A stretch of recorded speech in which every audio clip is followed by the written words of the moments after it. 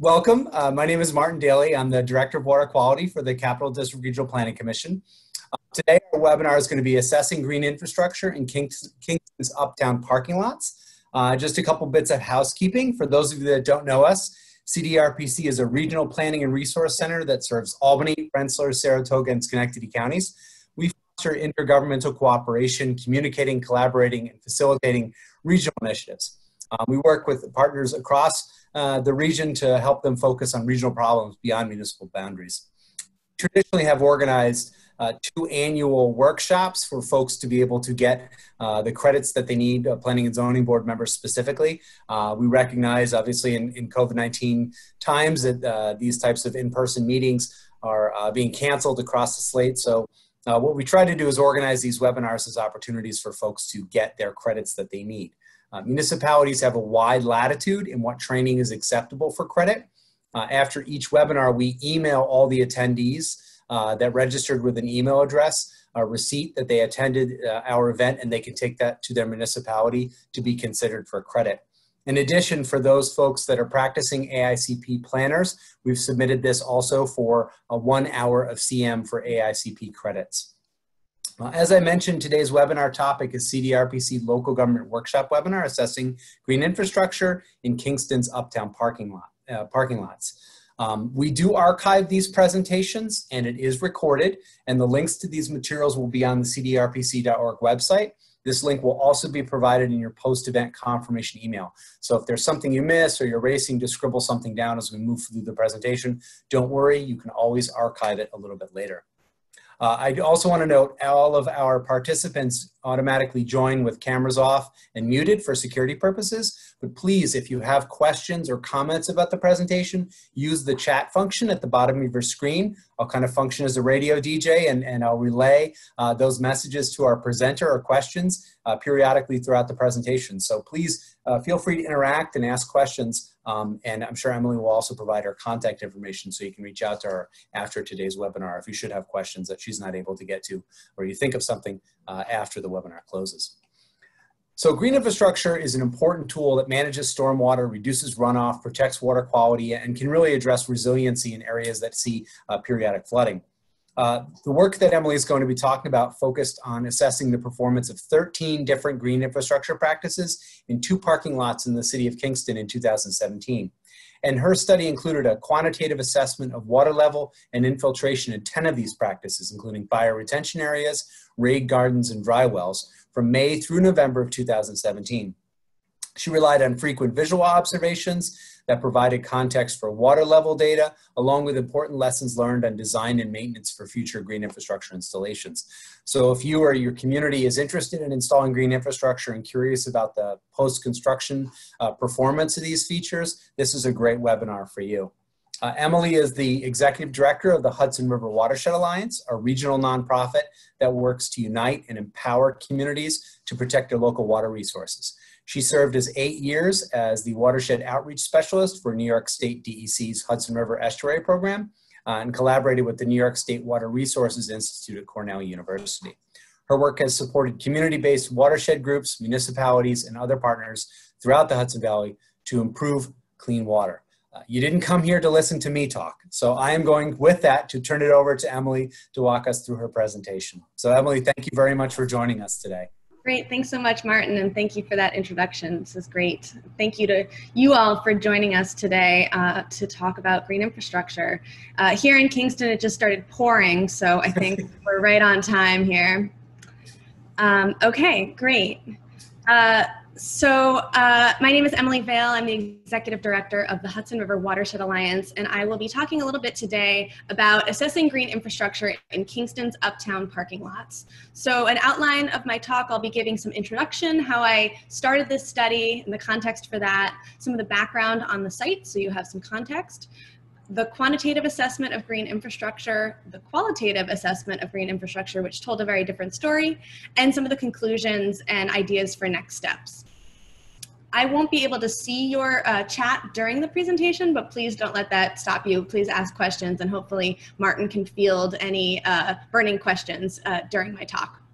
Yep, just the chat function's right at the bottom of the screen if folks want to utilize that. And I'll post a link to our website so folks will be able to have that if they have want to access this presentation afterwards. Perfect. So the Hudson River Watershed Alliance, as Martin mentioned, is a regional nonprofit that works throughout the Hudson River watershed to unite and empower communities to protect their local water resources. We provide education, training, and technical assistance to help municipalities work together on water issues, to support community-based watershed groups, and to communicate as a collective voice across the region.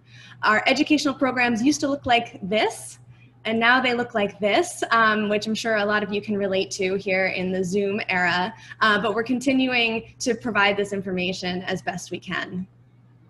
So the project that I'll be talking about today was from my master's research. So I was in graduate school at Cornell University between 2015 and 2018.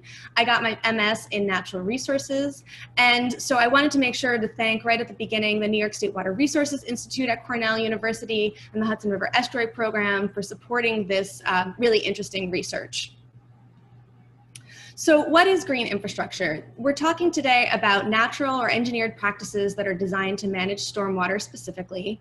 And the idea is to reduce runoff as it soaks into the soil close to where that rain falls. So during a rainstorm, the water will hit the asphalt, create sheet flow, which will then flow into these various green infrastructure practices. And I was really interested in particular in green infrastructure retrofits, so places that had already been developed that maybe had some existing drainage problems where green infrastructure would help to solve some of these problems locally. In 2012, the Hudson River Estuary Program created a survey on barriers to green infrastructure, and one of the interesting findings from the study was that municipalities ranked the statement, research hasn't proven benefits yet, substantially higher than other groups. And so it was interesting to note that while other groups maybe had access to research or had seen some of the benefits proven, municipalities in particular felt that the research hadn't proven the benefits to them, or perhaps in a way that would be most useful. There's lots of other literature out there that talks about how sharing data and lessons learned can help municipalities overcome barriers. And so this was what I was really interested in looking at for my study. You know, what kind of research can I do on green infrastructure performances that can help municipalities more directly? So the study area here is the City of Kingston. Here's the Hudson River. We've got the Rondout Creek to the south, the Esopus Creek to the north, and this star is the location of the two parking lots that I'll be talking about in the Esopus Creek watershed. So here's another map of the site. We've got North Front Street here and Wall Street here. This is really the center of the commercial and business district of the Uptown neighborhood. And these parking lots are where many people park to access the businesses and restaurants and so on in this neighborhood.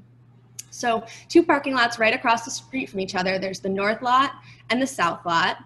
This area is not within Kingston's combined sewer system. Portions of Kingston do have a combined sewer system, but this is a totally separated storm sewer system. And the soil at the site is a fine sandy loam, hydrologic soil group B, considered well drained, with a high depth to water table at around 30 feet. So in 2013, the City of Kingston got a DEC Water Quality Improvement Project Program grant to retrofit these two parking lots, which, as you can see, had some pretty considerable drainage issues. This is the north side of the north parking lot in 2016 before construction began. And the project cost about $4,800, the number's on there. Okay, so the construction took place in 2016. The south lot was done first between August and September. The north lot was done between September and October. And here are some before pictures. So the parking lots were in pretty bad shape. The asphalt was cracked in many places, and they were in need of an upgrade. And so the Water Quality Improvement Program helped provide the funding to restore the parking lots, but also create a number of different green infrastructure projects to improve drainage. So Sorry, Emily, we had one question. Didn't mean to cut you off. We had a question from a viewer as far as what is a combined sewer system. Do you want to take a stab at that? I'd love to, though I know that you also could do a great job with that. So a combined sewer system is designed to have wastewater that's flowing towards the wastewater treatment plant that also combines that wastewater with stormwater. And so during times of heavy rainfall, that combined sewer system is designed to overflow into a nearby body of water. So here in Kingston, there are parts of the city that are included in this combined sewer system, which overflows to the Rondout Creek. And so in looking at green infrastructure, particularly in the quantity of stormwater, many municipalities are concerned about reducing runoff into that combined sewer system because we don't want to have these overflows of raw sewage into our water bodies.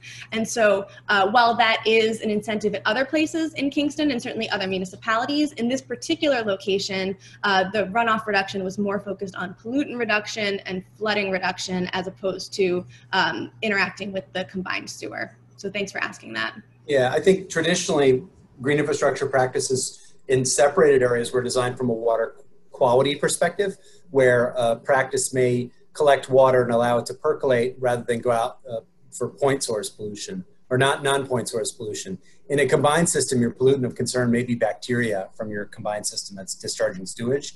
So in an urbanized area where you have combined sewers, volume is king, and the more the stormwater the practice can capture, the better for the combined system. And I think there's important lessons learned from this study, even though it's not in the combined sewer system, for other parts of Kingston Absolutely. Or other municipalities that are dealing with those challenges. So again, thank you for stopping. Great question. So back to our site, we've got our two parking lots on North Front Street. The south lot was designed with both the south lot and the north lot were designed with rain gardens, bioretention areas, dry wells, and pervious paving, which meant that across this about 1.5 acre site, there were 13 practices total designed to treat all of the runoff from those sites. So essentially disconnecting all of that impervious surface cover, all of that pavement from the separated sewer system. So here's a map for those of you who like visuals. So this is the south lot, which is the larger lot. And we have 3 dry wells that were installed, 2 bioretention areas near the entrance to North Front Street, 1 section of pervious paving here, and then at the back, 1 small, very hardworking rain garden. And I'll talk more about what each of these practices are in a minute. In the north lot, we've got another bioretention area near the entrance. Here's North Front Street. We've got these 2 very large sections of pervious pavement in the parking stalls, 2 dry wells towards the back, and then 1 linear rain garden towards the side. So the quantitative assessment that I looked at was using water quantity to understand green infrastructure performance. And we already talked about how important runoff reduction is for sewage overflows. So there's the 3rd bullet.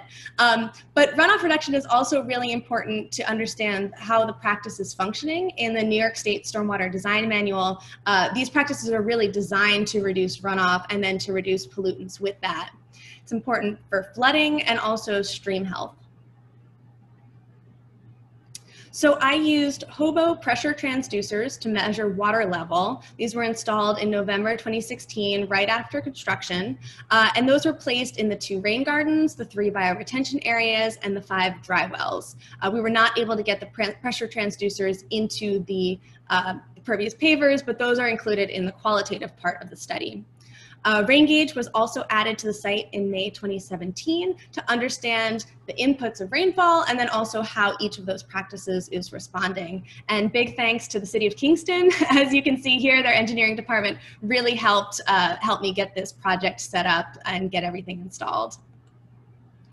So for the 2 rain gardens, so a rain garden is a small vegetated depression that collects stormwater runoff. And you can see with both of these, neither of them had an underdrain, which the bioretention areas did. And they were designed to have sheet flow from across the parking lot. So there wasn't one particular inlet or forebay where water came in that was sort of the entrance.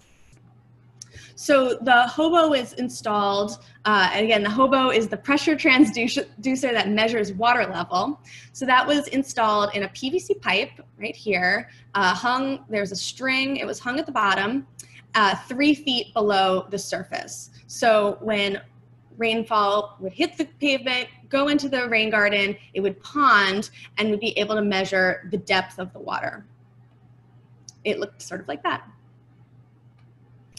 In the bioretention areas, so these were designed with an underdrain. You can see during installation, they had this gravel bed. A perforated pipe helps increase infiltration. And they look like this, these linear features towards the entrance of each of those parking lots. In those areas, we use the underdrain as the place where the hobo sat. And there's a riser for overflow, so that was where the hobo was hung. And the idea here was that, again, the water would pond, we'd be able to measure the water depth. And what actually ended up happening was that water would pond and maybe not soak all the way into the soil, hit that overflow riser, and then land in the underdrain. So more on that when I show some of the data. And that's what that looked like. So that's a little hobo, and that was stuck into the overflow riser. Dry wells are an infiltration-based green infrastructure practice that are not maybe as green as the rain gardens and bioretention areas. They don't have plants, but they really promote infiltration through the bottom. So here's the installation. We've got this 8-foot diameter concrete cast cylinder that has holes on the outside to have the water soak out laterally, but also has sort of an open bottom. And after construction, this really just looks like a storm drain. So dry wells can be really efficient in urban areas, in parking lots. You can put them underneath the parking lot and folks won't even realize that this is a green infrastructure practice at work. So for the dry wells, these are very deep practices. They were about 10 feet below the surface. So we had the PVC pipe at the top of the storm drain, and the hobo sat at the bottom and tried to bury the hobo about 1 foot underneath the surface of the gravel. And again, that water would pond up and we'd be able to measure water level. And it looked like this. There's the PVC pipe with the top of the dry well off, so you can see. Again, the pervious pavers, we didn't get measurements for those, but here you can see them being installed with that gravel bed to promote infiltration, and more on those during the qualitative section. Okay, so I was able to capture 28 storms over the course of May to November 2017. That wasn't every storm that came. Did my best, but there were certainly some technical difficulties and we missed a couple storms. We had a tipping bucket rain gauge right on site. There it is, sitting right on top of one of the bioretention areas.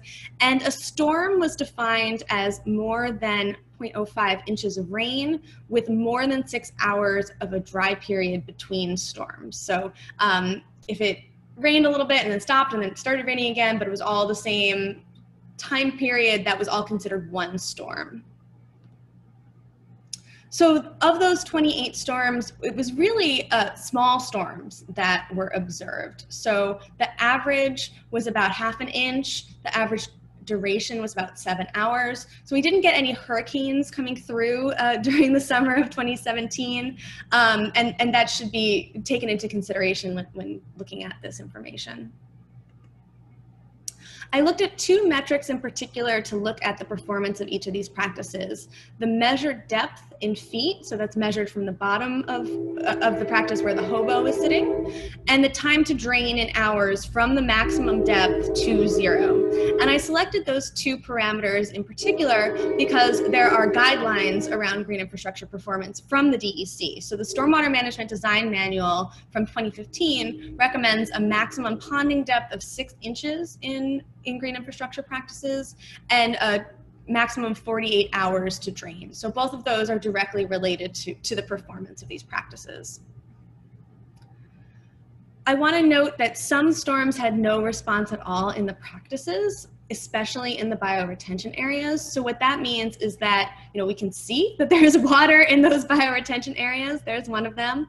But the hobo was placed here and the water is infiltrating over here. And so we can assume that if we didn't get a reading of water depth in the hobo, the runoff is infiltrating, but it's at the same rate as maybe the water is entering. Or maybe there is some ponding, but it's not hitting the hobo at its particular location. So having no no data, but seeing that the water is ponding in these practices indicates that infiltration is happening, but it's not necessarily going into that overflow under drain portion.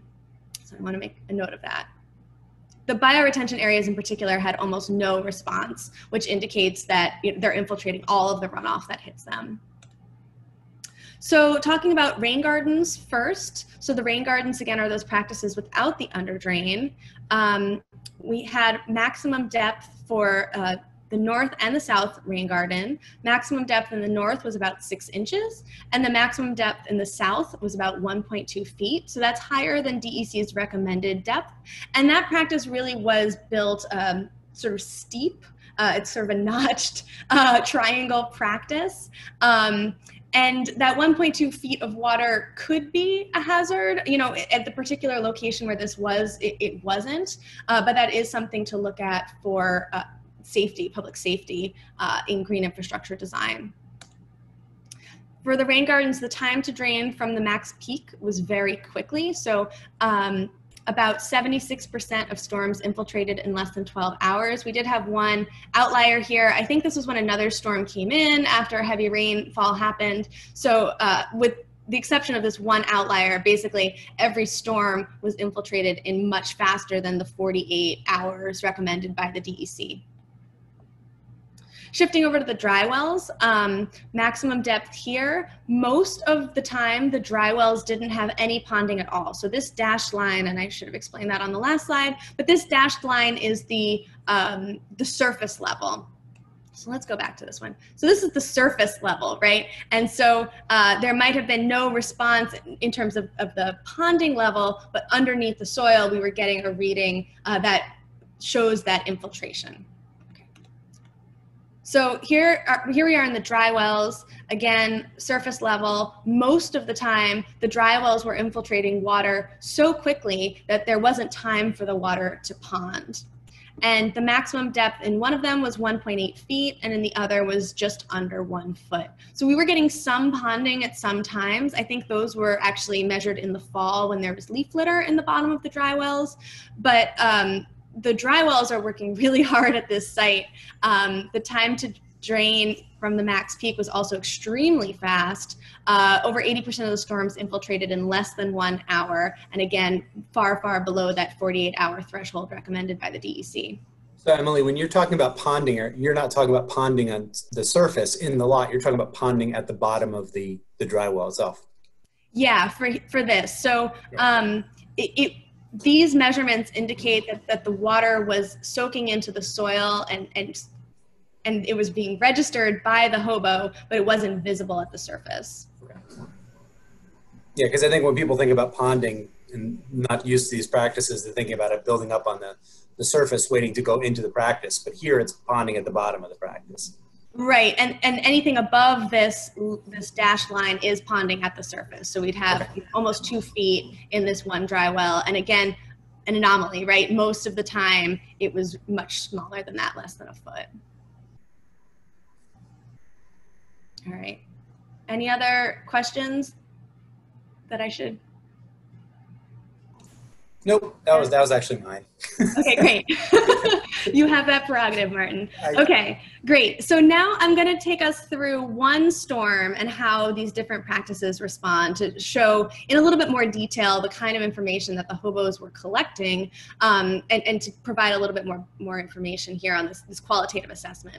So the most intense storm of the study happened on August 4th, 2017. It rained 0.62 inches over 4 hours, but most of the rain fell within a 15-minute period. And you can see this graph. This is from the rain gauge. Got a little rain here, and then it really rained very hard over 15 minutes. These are 1-minute increments here. And I happened to be in the parking lot that day. I also have a picture of my windshield while I was trapped in my car during this very intense rainstorm. But it was a really great opportunity to actually go out and document with some photos what I was seeing in the practices and compare that with the data from the hobos. So here we go. So this is the South Rain Garden, this small triangular deep practice. And again, here is the surface level. So the hobo was buried 3 feet below the surface. And you can see a little bit of rain. There wasn't much of a response. And then it rains really hard. There's some blue underneath this green. And the water level shoots up in the practice and then slowly infiltrates over time. So that's the course of this 24-hour time period here. So this intense storm actually did result in the deepest ponding that was recorded. So this rain garden responded to almost 80% of the storms and had a maximum depth of 4 feet, but that was 1.2 feet of ponding, and that's what we're looking at right here. Is about a foot of water in this small practice. The bioretention area, as I mentioned, we really didn't get a lot of data from this. And here you see that when that intense rainstorm hit, we had water level rise a little bit in that underdrain, but not very much. That's about ½ an inch of water. So again, it's likely that because in this practice, that overflow riser was at the surface level. Usually the DEC recommends having about 6 inches above, having that overflow riser about 6 inches above the surface so that you can get some of that surface ponding before it goes into the underdrain. In this case, it was flush with the bottom of the practice. And so the water that ponded would go right into the that underdrain, which is where the hobo was. So that's what we're really measuring here. But you can see, there is some water getting into this practice, but not a lot. And this particular practice had a very small drainage area, which I'll talk about in a little bit more detail. So about 30% of storms, and the maximum depth here was about 1 inch. So again, not a lot of data from the bioretention areas, but the little runoff that they received, they were infiltrating that well. That's not the bioretention area, that's the dry well. And so this is dry well south. This one had the biggest drainage area and was the one that responded to the most storms. So again, here's the surface area, and we had intense rain and a little bit of ponding here. So this dry well responded to about 40% of the storms. It was getting a substantial amount of flow from the parking lot. And so again, the fact that it only responded to 40% of storms means that the other 60%, its infiltration rate was equal to the rate at which that water was entering. So just extremely fast infiltration. Each of these measurements is 1 minute, and there were some peaks in the dry wells that were as fast as 2 minutes. So if I had set it to 5-minute resolution, right, we would have missed that storm completely. So the dry wells working really hard at the site, infiltrating runoff really, really quickly. Emily, if I could interject, you had a slide where it showed some of the vegetation in the practices, and we had 2 almost related questions going back to maintenance of the practices and how weeds are managed, and if some of those plants that weren't intended to grow there are growing there, if they impact the performance of things like a bioswale. Yeah, that's the whole second half of the presentation. So, awesome. Okay, so we'll get to that. Stand by. Into that. Yeah, no pun intended. So after the commercial break. Okay. Yeah, we got to show some graphs first, and then we'll get into some of the fun. Okay. Okay. So right. Okay. So that's basically the end of the quantitative portion of this. So I think some of the big take-home messages here are that no runoff leaves the site. So the site was designed to completely infiltrate any rainfall that fell on that parking lot, and we can see that it's doing that. This picture actually shows the bottom of the dry well. So this is some of the ponding that we would have seen in the dry well. Again, this would drain so quickly. And that's due in large part to these very well drained sandy soils at this site. And that's been the case. Other green infrastructure practices in this neighborhood, they seem to work really well. The soils are really well suited to infiltration practices. The quantitative analysis shows that every practice is unique. The 2 rain gardens operated differently, the bioretention areas operated differently, and so there are some real differences that result in very site-specific conditions. Overall, there's large storage capacity, but again, there were only small storms that were measured as part of this study. So the dry well is 10 feet deep. The maximum depth that we recorded was 2 feet. There's plenty of room for a big storm to come in, and that was part of the design. but the performance may change over time, and that's what I'll be talking about in some of the next sections. So some other big take-home messages were that pressure transducers like hobos were effective to understand performance. I was able to collect really high resolution data every minute, and these are relatively low cost. You know, it's not free, but compared to much other types of technology, these are relatively low cost, and they can be used to monitor runoff reduction if there are permit requirements or other scenarios in which volume-based performance is required to be monitored. So I think there's a lot of good, there's plenty of information that we don't get from hobos, but we're able to get some really interesting subsurface information with the hobos that might not be apparent to the eye. Okay, so now I want to sort of zoom out a little bit and transition from that individual practice scale to the site scale. And the second part of this work was focused on a qualitative assessment, looking at visual observations to provide context for the data. So I had to be in these parking lots every 2 weeks because I had to download the hobos every 2 weeks. When you have 1 minute resolution, you have to download the data pretty quickly, which meant that I was there every 2 weeks for about a year, and you could really see changes and problems and some issues that arose and some corrections that were made.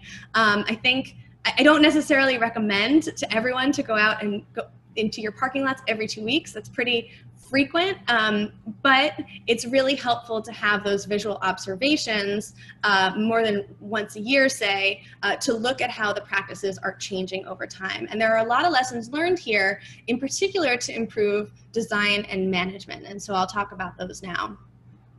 So I'm going to go through a number of different issues that I saw and from these parking lots with some photos. So the first one was grading. When the asphalt was installed, 2 of the dry wells in particular didn't have the right grading. And so you can see in this photo in May 2017, the runoff is bypassing this dry well and going right out to the street. And obviously it's designed to be captured by that dry well. So right after this photo was taken, the City of Kingston went in and regraded this portion. They had to do that with another of the dry wells, and that really, really helped drain that water to the appropriate place. And both of those dry wells that were regraded ended up being having the largest drainage area, treating the most stormwater at the site. So that was a really significant sort of adaptive management approach, that the grading wasn't right and the City of Kingston went in and corrected it. The practices also have substantial potential for clogging, particularly the pervious pavement. So this practice was installed in fall 2016, and you can see by November, which was a month or 2 after installation, it's already clogged in this portion. You can see with this reflective water surface that the water is ponding on top and not infiltrating in. And over time, there were more and more the fine particles from the asphalt wearing in, garbage. It turns out cigarette butts are just the same width and size to get wedged into these cracks in the pervious pavement. And this is where the water needs to go through. So these are concrete block pavers that are not themselves pervious. It's the cracks in between them that let the water in. And so having this practice clogged, which both of the very large pervious pavement seems fairly clogged, and I haven't seen any vacuuming or maintenance of that's a really cause for concern.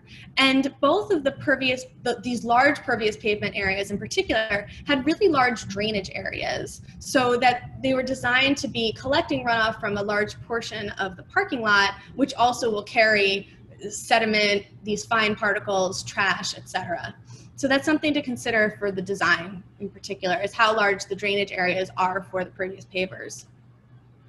The dry wells also had some potential for clogging. So I have a whole photo montage of all the pickup trucks that parked on this spot, a lot.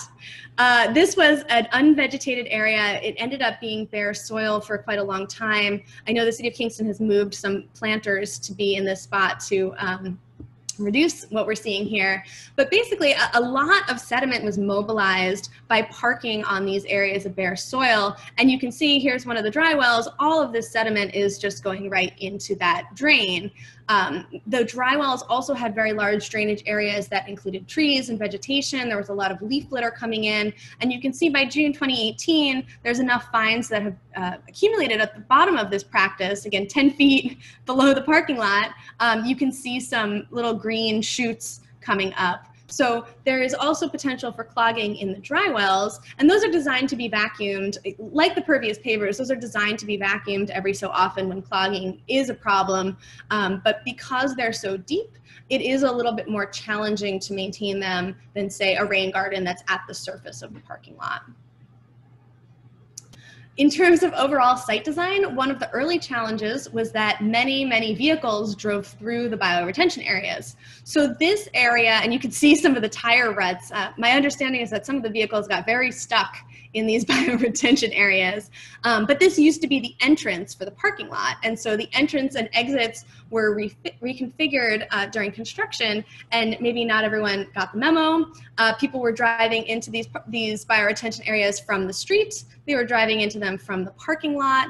And so the City of Kingston installed these railings, which actually ended up serving as very great bike racks. But they have these little reflective points on them so that people could see them and wouldn't drive in. And this was a big problem for, obviously, for safety, but also soil compaction in the practice. We need our bioretention areas to not have compacted soil to promote that infiltration. People also continue to drive into them because there's no curbing here. You can see a little bit of a tire track right here. And this was seen at all three of the bioretention areas. People would take that turn and sort of drive over the stormwater practice. Pedestrians were also sort of unanticipated. So when the practices were first constructed, they had this orange fencing that was to prevent people from driving through them.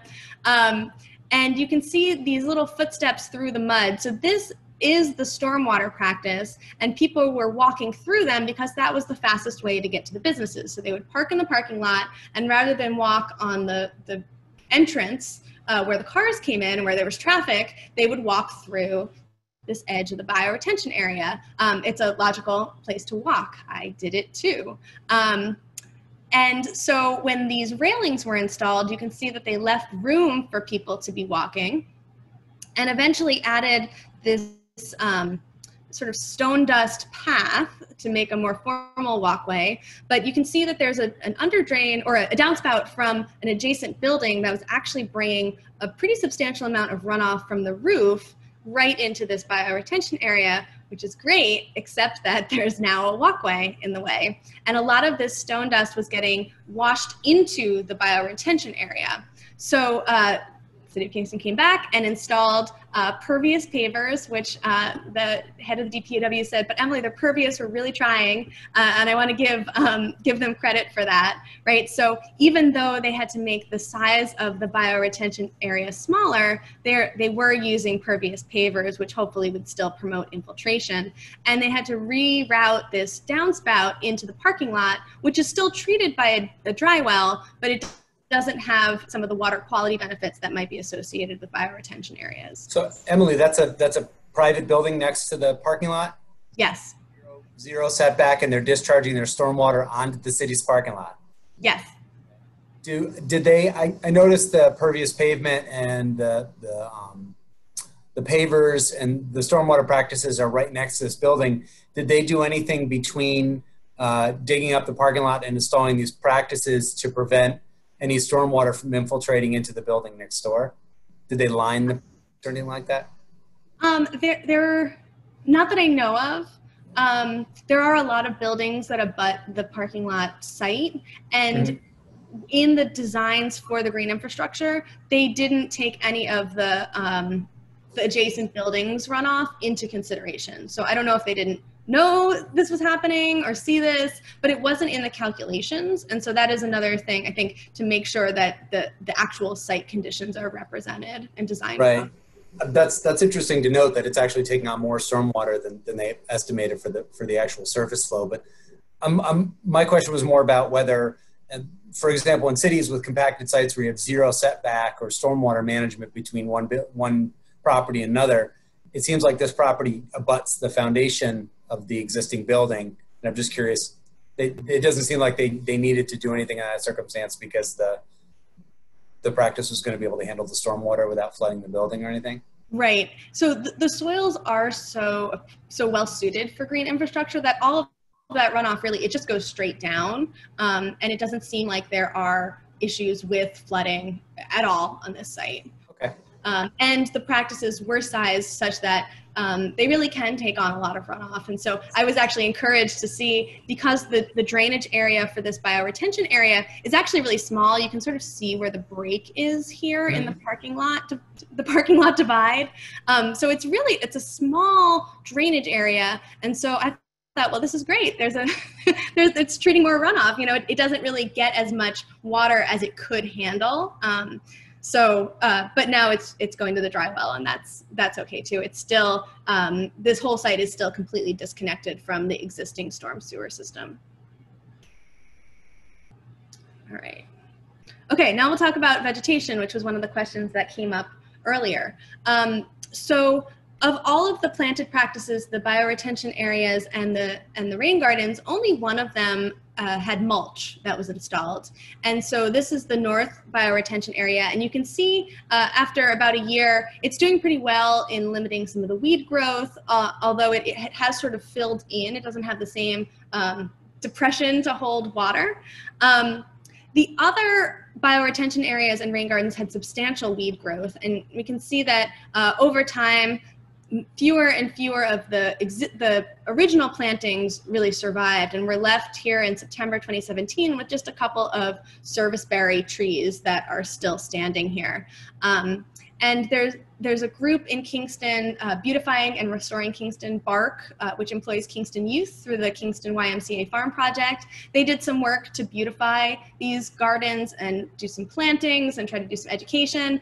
And there was still a lot of mowing, and a lot of the plantings that they planted more recently were also mowed down. So I think maintenance is a really significant issue here, and certainly the ease of maintenance for taking a weed whacker or a similar approach, I think needs to be counterbalanced with the goals of having dense native vegetation. So not saying one is better than the other, but when you have these practices, I think some of the maintenance concerns, if that's going to be a limitation, then there should be designs up front that have easier maintenance. For example, plants that are perhaps planted more densely, perhaps having more of that mulch and more of these practices to make sure that the staff that are tasked with maintaining these practices aren't overburdened. There were some erosion issues too. Some rills formed, again, from the sheet flow.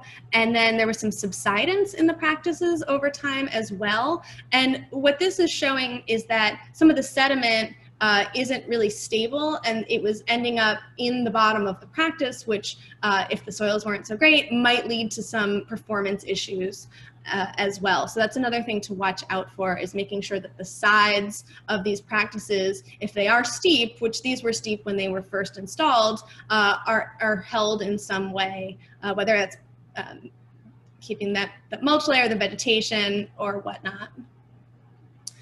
There were also impacts to some of the surrounding hardscapes. So the bricks were falling in. Both of these pictures are from April. I'm sure freeze thaw had a lot to do with this. And then increasingly around this very deep rain garden, there were some cracks in the asphalt, and these have gotten worse over time. So that's something to really take a look at if there are adaptive management decisions that have to be made to make sure that the surrounding hard infrastructure is stable.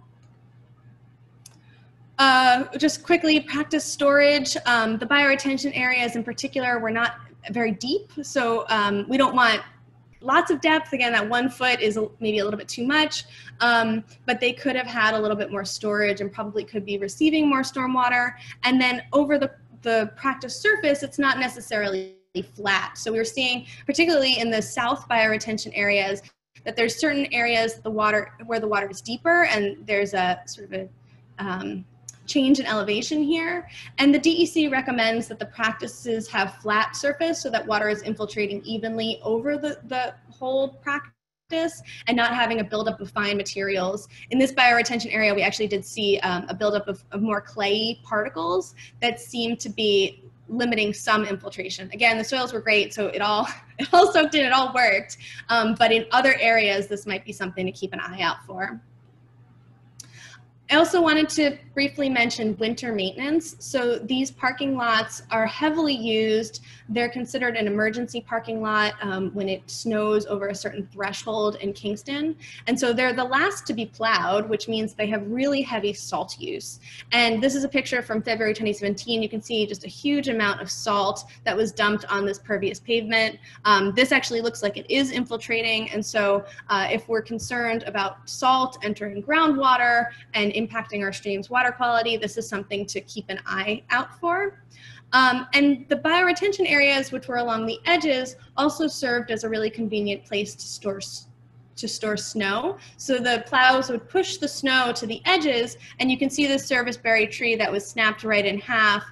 The woody vegetation that was planted there really couldn't withstand the weight and the force of the snow. So this is also something to keep an eye out for. If you need to use your bioretention areas as precious space to store snow, that makes a lot of sense. But if the plantings that you're using aren't able to withstand that force, then there might be trade-offs there. You might want to use different types of plants.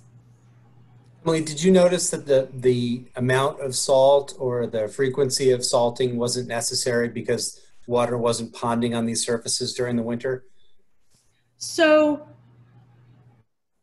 I didn't notice that, but I kept an eye out for that. And I think the reason is, again, and this is coming into like the social dynamics of parking lots, which ended up being a big part of the study is, how are people actually using these parking lots? I think in normal circumstances, having the pervious pavement connection to air temperature that's higher in the winter, right? So we would expect less ice formation on these areas because they'd be warmer in the winter. And I saw that a little bit, but again, because these were the last parking lots to be plowed, often it had buildup of snow and ice from people like clearing off the roof of their car and then leaving, and it wasn't plowed until 2 days later because it's the emergency lot that doesn't get plowed until 2 days later.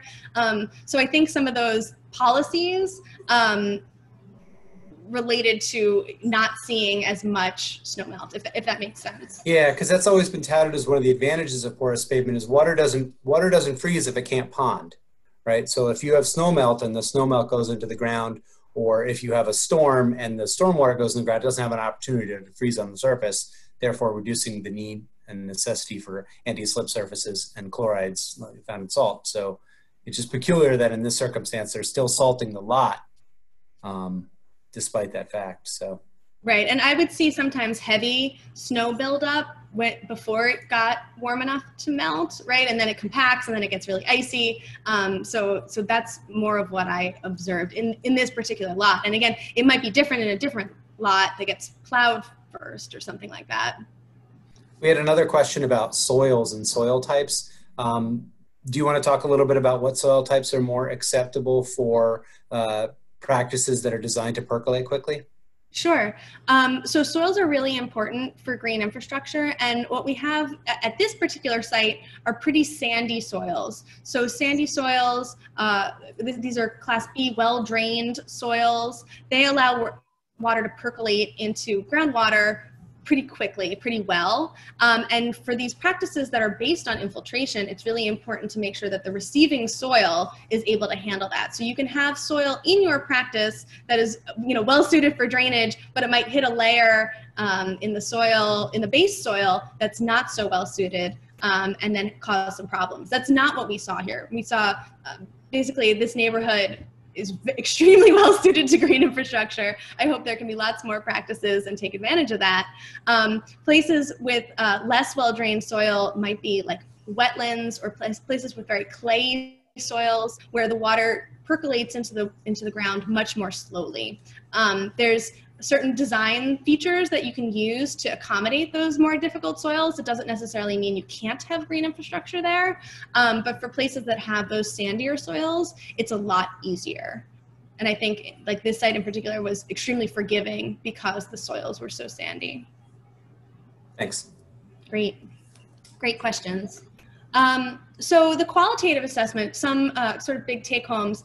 The design really needed to be for this particular urban area and take drivers and pedestrians into account. The installation was important. The grading issues had to be fixed after the fact.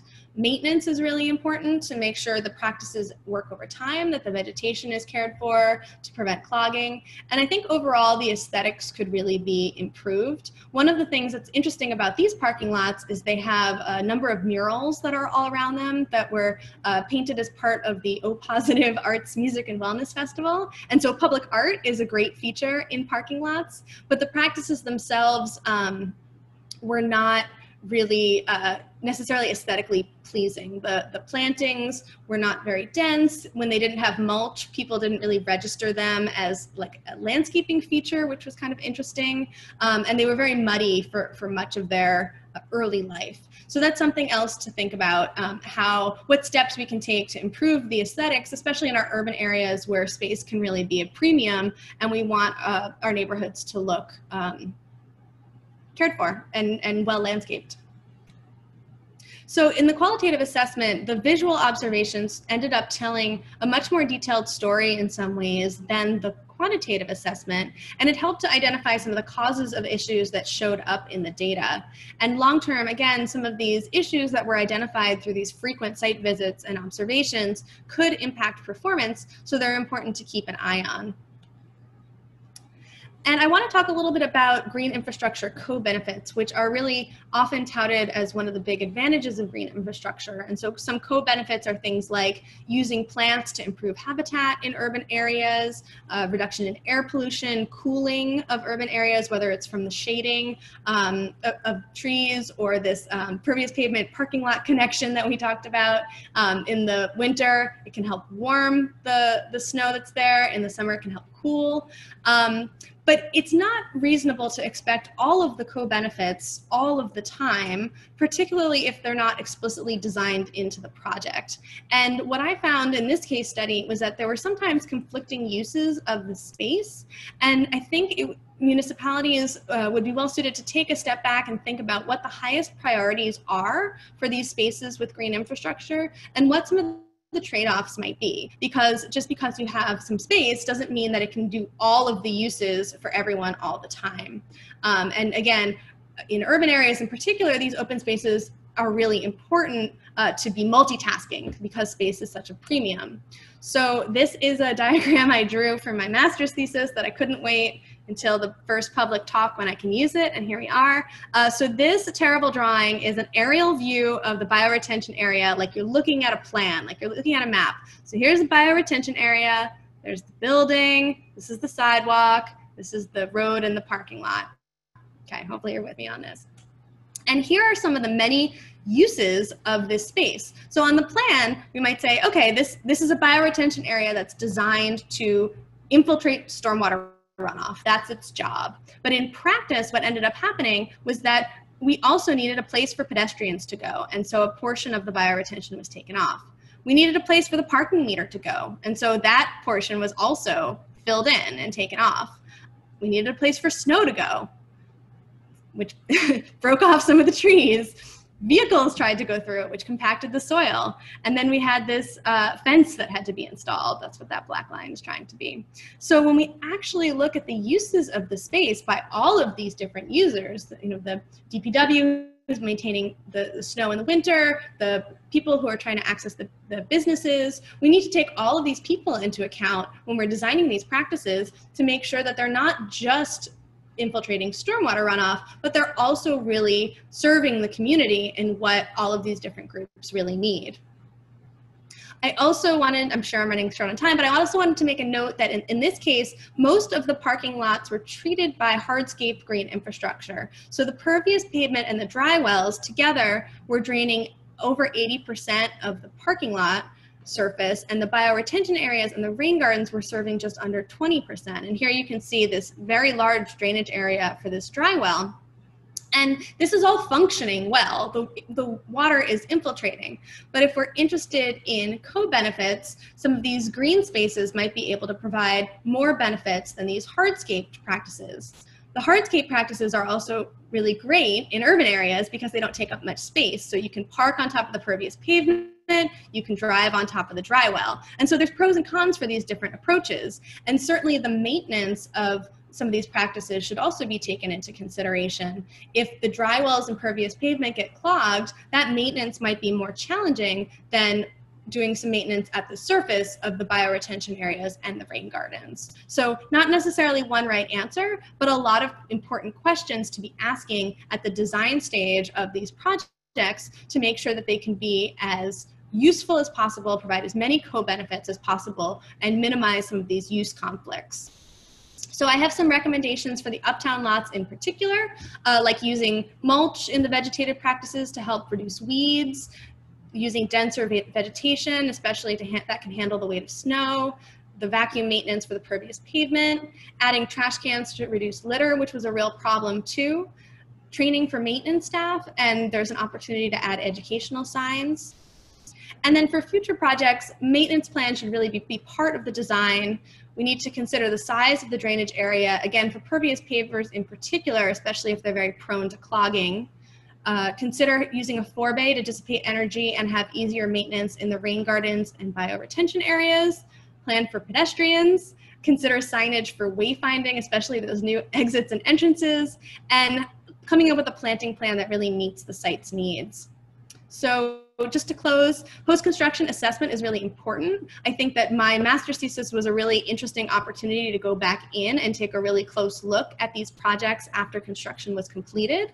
It's important to share green infrastructure stories, and I think some of this nitty-gritty detail is really important for us to talk about.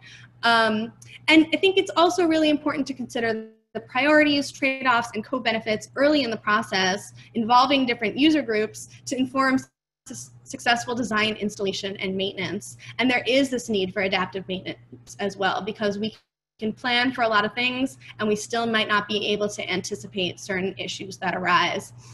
This photo is the service berries on the service berry tree, and I wanted to mention too that this is a food that people can eat and that birds also love. And so while I was out there, I saw so many birds, which was great. So another reminder that these areas can also be really beneficial as a food source for some of our local critters. So thank you so much to the New York State Water Resources Institute, Cornell's Soil and Water Lab, the Hudson River Estuary Program. The City of Kingston was so helpful throughout this entire project. You can see them propping up the drain here when I couldn't get to my hobo, and the Ulster County Department of the Environment for making me aware of this project right before it started. So thank you so much to Capital District Regional Planning Commission. That's my contact information, and I will stop the share so I can see some of your questions. Yeah, we just had one that was unanswered, and it was related to plowing and best practices on plowing and preserving areas for snow storage and access. And I just wondered if you had any more tips or suggestions as far as that goes. So this is the curbing around, right. Yeah, I think that this is also one of those trade-off questions.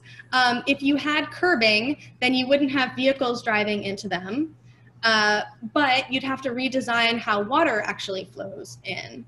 And so you wouldn't necessarily need curbing if you had like a forebay or a place where water was directed, where most of the water was directed to enter. Many practices have an area that has some riprap, some stone to help reduce the energy of the runoff coming in, and that's also where much of the sediment drops off. So having one particular place can be easier for maintenance on some of these types of practices. But yeah, for winter maintenance, that's not what I do, right? And so I would love to ask the people who do that, you know, what some of their concerns are. I didn't have a picture in this talk, but the vast majority of the snow is plowed to the back of the south lot, which melts and is treated by the dry well. that's great. That's a perfect place to put snow because that dry well is so able to reduce runoff. And so, again, I think it comes down to sort of the overall site conditions and, how each of these practices can do the most for what that community and the people in the community really need. Hopefully we had one more question. As far as this particular parking lot, the traditional asphalt was used, and the pavers were installed for porous. Was there a design consideration that the asphalt wouldn't be porous, but the pavers would use that function, or why that design was favored over just a porous asphalt, I guess? Yeah, I'm not sure. I wasn't involved in some of the design questions. So the City of Kingston applied for this grant in 2013. Construction actually began in 2016. And I know that there was a team of people that were working on that, but that was sort of before I came to the project. At this site, they did have traditional asphalt that was used, and then the concrete block pavers themselves, as I mentioned, those are not, they don't allow water to soak in, but it's the cracks in between that's designed. And I have a picture elsewhere, but that particular concrete has like I'm gonna try to show this, right? So here's the side. It has a portion that's cut out for storage. So the water comes into the edges, and then there's lots of places for that water to be stored. Again, these soils just soak that water in. So it's not bad. I think porous pavers can be a great application. Pervious asphalt can also be a great application. But one of those big considerations is how much leaf litter is coming in, how much sediment are you going to see? Yeah, and I think one important consideration is no two sites are alike. So right. For folks to look at a parking lot and say, well, the whole parking lot could be or should be porous, but that may not need be the case if the practices designed around the lot could handle the amount of stormwater generated by that lot. Then you don't need to tear up the whole lot or use porous asphalt, which can sometimes be more expensive. One of the other things that I've seen in parking lots is that they'll use a mix of porous pavement, perhaps porous where vehicles are parked, and where vehicles are turning, they'll use traditional asphalt that holds up a little bit better to turning movements or heavier traffic. So, given the site, there's a whole palette of options that designers who are very good at designing these types of practices and locating them have at their disposal to be able to manage stormwater. That's the great thing about green infrastructure. Parking lots are one size fits all, but green infrastructure can be used to accommodate a number of different features. And I see a question here too that I just wanted to address. So someone wrote, it looks like the rain garden plants didn't take after planting. Was there any attempt to get neighboring businesses or residents to adopt the gardens? Most rain gardens need watering in the first year before they are established. Yeah, great point. And in this particular area, we did have those areas adopted by the Beautifying and Restoring Kingston youth who were in there. They were planting flowers, and they had some signs, and it was really great. And their planted vegetation also got completely mowed down. And I met with them and talked to them about bioretention, and it was really great. But I think so much of it really comes down to maintenance and what's going to work best for the staff that are tasked with maintenance, but also have something that can hold vegetation. I see there was a question about the performance with vegetation, and certainly if you have lots of plants, they can also take up some of that water. That can also increase the reduction. But in this case, because the soils, it was just all getting into the soil, it didn't really matter how dense the vegetation was. In other places, it might be more important. And then another question, where to get info on practices that are best for clay soils? I think the New York State Stormwater Management Design Manual now has more information on the types of accommodations for green infrastructure practices in a variety of different conditions. I'll do a shameless plug. CDRPC also did a design survey, actually with Barton Luck Judas, helped us put it together. And some of the practices that they recommended were sites specifically designed for urban areas with challenging infiltration rates. Some green infrastructure practices can be located on the surface. For example, planters don't have to be buried in the ground. They can absorb stormwater by just being above the ground. Also, sometimes if you have a site with clay soils, it may be worthwhile to put in some other materials like engineered soils or the crushed stone, which we saw in Emily's presentation, because they create void space where the water can eventually percolate through. And in some cases, you can combine multiple green infrastructure practices with underground storage that will, although it's an engineered, more traditional gray infrastructure type of practice, will ultimately help to slow the stormwater, especially for combined systems or areas that experience flooding. Slowing down the water is also just as important as getting it to infiltrate. So I'll be sure to share that on CDRPC's website, and I'll put a link to the DEC manual as well, so folks have those resources.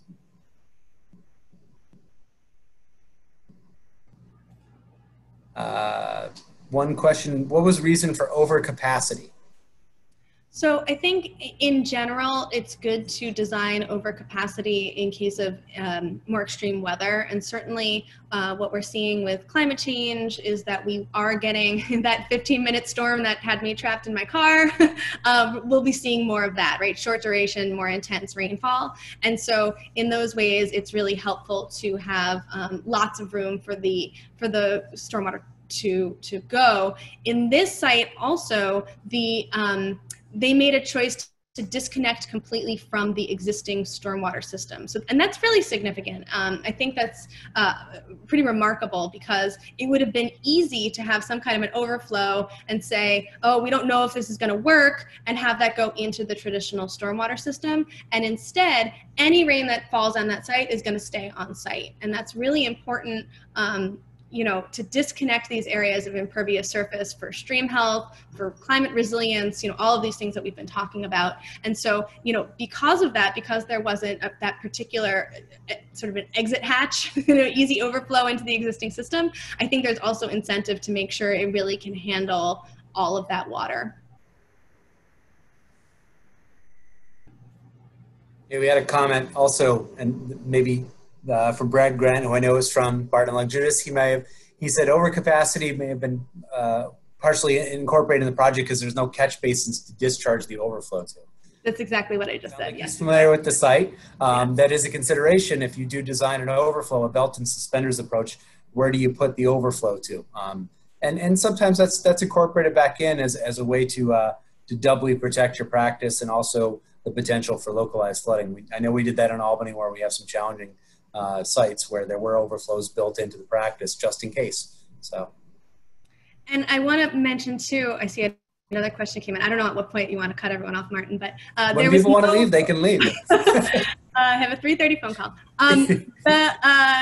There was no change in capacity for vehicles. That was one of the questions. And in fact, you know, the parking lot surface itself, I mean, the parking lot looks much better, works much better as a parking lot as a result of these improvements. So there was no loss of parking spots, because the parking lot was redesigned to accommodate, I think, if not more vehicles, but certainly the same number of vehicles. And I'll mention too that, you know, the fact that this whole 1.5 acre paved surface is now disconnected from the existing storm drain, that's what led me to look at, well, what is this, what watershed does it flow to? Because that's really great for an urban area that has a lot of pavement for our urban streams, to have less of that water rushing into that stream, into that storm sewer system.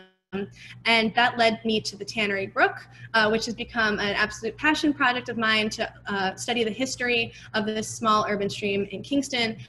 And I had no time at all to talk about even one mention of the Tannery Brook, but that was the other part of my master's thesis, and I would love to tell you all about it another time.